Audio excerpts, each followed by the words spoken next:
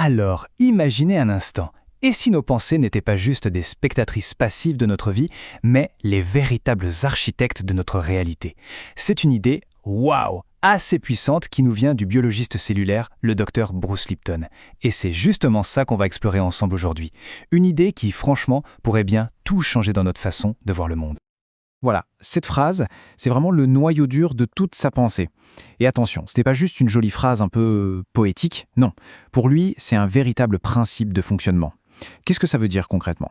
Eh bien que la qualité de nos relations, notre santé, notre réussite, tout ça, ça ne dépendrait pas seulement de ce qui se passe à l'extérieur, mais que ça serait avant tout façonné par notre propre conscience. Bon, là on pourrait tout de suite se dire, ok, ça sonne un peu New Age, tout ça. Et c'est normal, le docteur Lipton le sait très bien, mais c'est là qu'il nous demande de faire une petite pause, de suspendre notre jugement.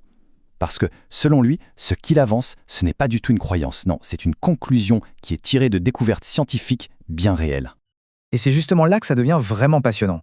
Pour appuyer son idée, le Dr Lipton ne sort pas ça de son chapeau. Non, il s'appuie sur 2 domaines scientifiques très précis.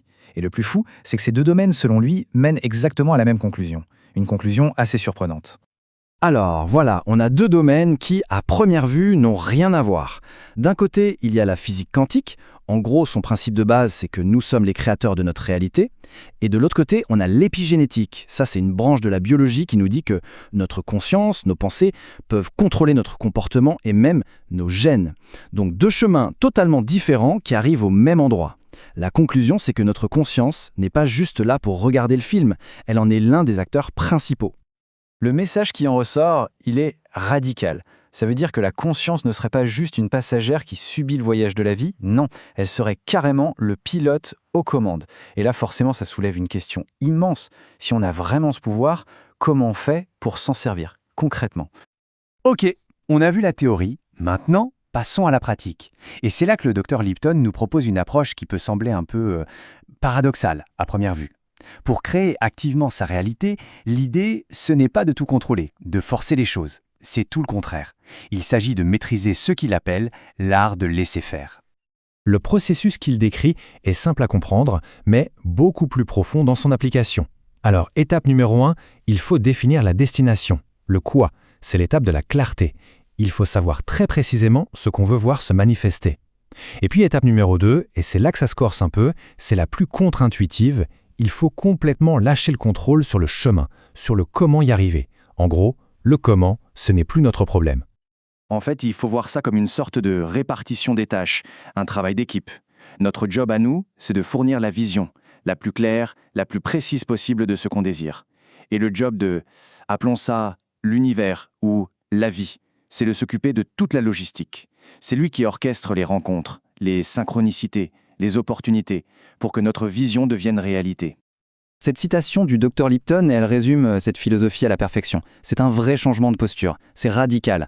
Au lieu de se débattre, de forcer pour trouver un chemin, on se contente juste d'indiquer la destination finale, avec confiance, et on laisse l'univers faire son travail et mettre les choses en place.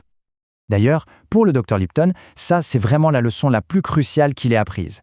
Tout l'effort, toute l'énergie doit être concentrée sur la clarté de l'image finale, sur le ressenti de l'objectif déjà atteint. Et une fois que ça c'est fait, eh bien l'étape d'après, c'est de faire confiance, de s'en remettre au déroulement des choses. C'est un vrai acte de foi en la vie. Alors au final, qu'est-ce qu'on retient de tout ça? Et surtout, qu'est-ce que ça peut bien changer dans la vie de tous les jours? On va synthétiser un peu les points essentiels avant de conclure. Donc, pour résumer, premièrement, l'idée de base, la conscience façonne nos expériences de vie.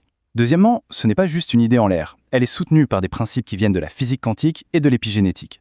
Ensuite, la clé pour manifester, c'est de se concentrer sur l'objectif final, le quoi, et pas du tout sur la méthode, le comment. Et enfin, ça implique de faire confiance à l'univers pour qu'il gère justement ce comment. C'est un peu un partenariat, où on donne la vision et on laisse la magie opérer. On termine donc sur cette question, une question qui invite à la réflexion. Si nos pensées sont vraiment les plans de notre réalité, alors ça devient crucial de se demander sur quel plan d'architecte est-ce qu'on est en train de travailler, là maintenant. C'est une simple question, mais qui, peut-être, a le pouvoir de tout changer.